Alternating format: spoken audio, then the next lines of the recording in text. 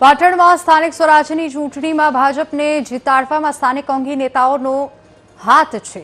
આ આક્ષેપ બીજા કોઈએ નહીં પણ કોંગ્રેસના જ પૂર્વ જિલ્લા પ્રમુખ બાબુજી ઠાકોરે કર્યા છે।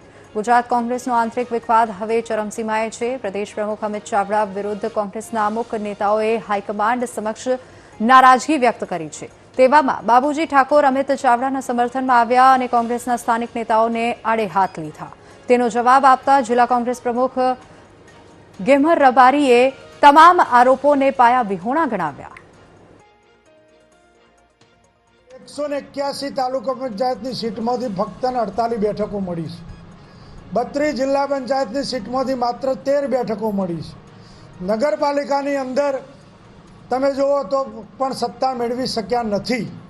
ત્યારે આપના માધ્યમ થકી હું એ કહેવા માગું છું આ લોકોને કે જો તમને આટલી બધી પ્રદેશ કોંગ્રેસ સમિતિ દ્વારા તમને સત્તા આપવામાં આવી હોય તો તમે પ્રમાણિકતા રાખ્યા વગર તમે પોતપોતાના માણસો અથવા તો અંગત સ્વાર્થ માટે ભાજપને જીતાડવા માટે તમે જ્યારે એવા ઉમેદવારો પસંદ કર્યા જેના પરિણામ મળ્યું નથી ત્યારે આ દોષનું ઠીકરું તમે ગુજરાત પ્રદેશ કોંગ્રેસ સમિતિના આદરણીય પ્રમુખ અમિતભાઈ ચાવડા સાહેબ ઉપર ઢોળો એ ખરેખર વ્યાજબી નથી।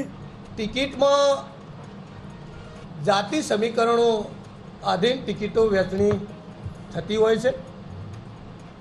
પૂર્વ પ્રમુખ બાબુભાઈ એ વિસોળ ગામના છે અને એમનો જિલ્લો એ મહેસાણા આવે છે, એટલે મહેસાણા જિલ્લાના હોવાથી કદાચ ક્યાંક એમની પોતાની ટિકિટ કપાઈ હોય અને એમને કદાચ આવું કંઈ લાગ્યું હોય તો નવાઈ નથી।